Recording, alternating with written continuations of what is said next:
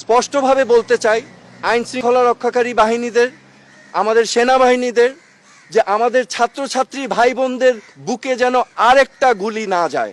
So যেহেতু তারা safe কাস্টাডিতে, আমি তখন রিকোয়েস্ট করলাম আমি তাদের সাথে দেখা করতে চাই।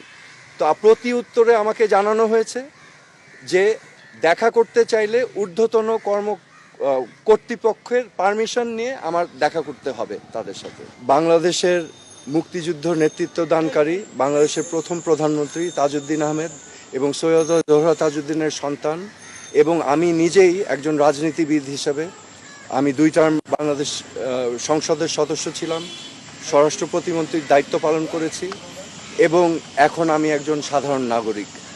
আমি আজকে এই ব্যাকগ্রাউন্ড এবং একজন সাধারণ নাগরিক হিসাবে আমি ডিবি অফিসে এসেছি, কারণ আমি বাংলাদেশের সকল মানুষের মতোই বাংলাদেশকে নিয়ে উদ্বিগ্ন বোধ করছি।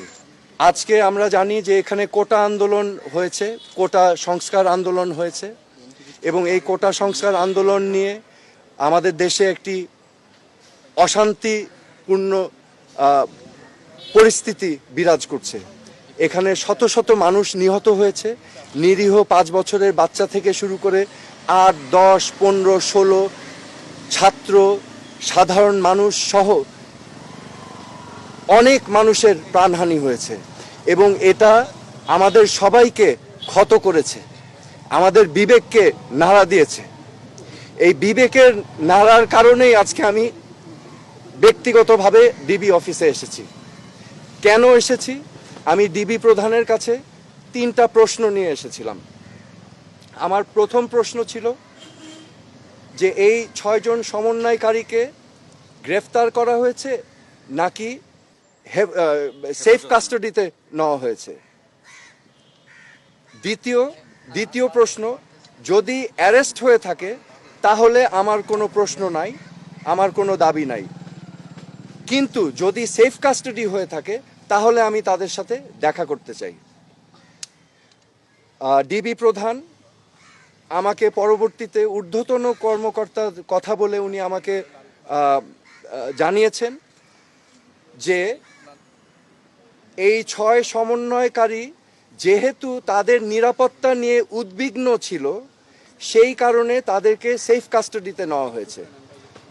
এই কথা শুনে আমি প্রশ্ন করেছিলাম যে আপনারা কিভাবে বুঝলেন যে তারা উদ্বিগ্ন তাদের নিরাপত্তা নিয়ে? তারা কি আপনাদেরকে জানিয়েছিল, রিকোয়েস্ট করেছিল? আমাকে তখন তিনি জানিয়েছেন না, ওনারা বুঝতে পেরেছেন মনিটরিং করে। সো যেহেতু তারা সেফ কাস্টাডিতে, আমি তখন রিকোয়েস্ট করলাম আমি তাদের সাথে দেখা করতে চাই। তো প্রতি উত্তরে আমাকে জানানো হয়েছে যে দেখা করতে চাইলে ঊর্ধ্বতন কর্তৃপক্ষের পারমিশন নিয়ে আমার দেখা করতে হবে তাদের সাথে।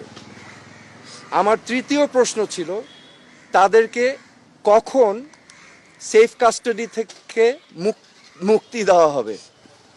এই প্রশ্নের জবাবে তিনি বলেছেন যে ঊর্ধ্বতন কর্তৃপক্ষ যখন ওনাকে নির্দেশনা দিবেন তখনই ওনাদেরকে ছেড়ে দেওয়া হবে। সো আমার প্রশ্ন এখন, সেফ কাস্টাডি আমার জানা মতে একজন নাগরিক যদি রিকোয়েস্ট করে তাহলে সেফ কাস্টাডিতে নেওয়া যেতে পারে, কিন্তু রিকোয়েস্টের বাইরে যদি কাউকে সেফ কাস্টাডিতে নেওয়া হয়, এটা কি আসলে সেফ কাস্টাডি না এটা অ্যারেস্ট? তো এটা হচ্ছে আমার প্রশ্ন। এখানে আমি আপনাদের সম্মুখে স্পষ্টভাবে বলতে চাই, এই ছাত্র আন্দোলন, কোটা সংস্কার আন্দোলন নিয়ে যে সকল ক্ষয়ক্ষতি হয়েছে, ক্ষয়ক্ষতি কিছুই না। ক্ষয়ক্ষতি কেন কিছু না? এই ক্ষয়ক্ষতি যে সম্পদের ধ্বংস হয়েছে সেগুলো তো জনগণের ট্যাক্স দিয়েই করা হয়েছে, এগুলো জনগণের সম্পদ, এগুলো হয়তো ভবিষ্যতে আমরাই আবার গড়ে নিব, কিন্তু একটি প্রাণ যেটা আমরা হারিয়েছি, একটি প্রাণও কি আমরা ফেরত পাবো? এই প্রাণ কি ফিরে আসবে? আমাদের মনে রাখতে হবে মুখ্য জিনিসটা কি, প্রাণের মূল্য কিন্তু কোটি কোটি কোটি কোটি কোটি টাকার থেকেও অনেক বেশি, তা অমূল্য। তো আমার আজকে আপনাদের সামনে আমি স্পষ্টভাবে বলতে চাই আইন শৃঙ্খলা রক্ষাকারী বাহিনীদের, আমাদের সেনাবাহিনীদের, যে আমাদের ছাত্রছাত্রী ভাই বোনদের বুকে যেন আরেকটা গুলি না যায়। আপনারা বিরত থাকুন, এটা ঠিক না। This is not right. আমি আজকে চলে এসেছি যে আমার জিমের কাপড় পরা, আমি আমার আবেগ, আমার বিবেকের তাড়না আমি চলে এসেছি এখানে। আজকে আমি মনে করি আমার মতো এই প্রশ্নগুলো বাংলাদেশের কোটি কোটি মানুষের মনে। তো আমি আপনাদের হয়ে আমি এখানে এসেছি আজকে।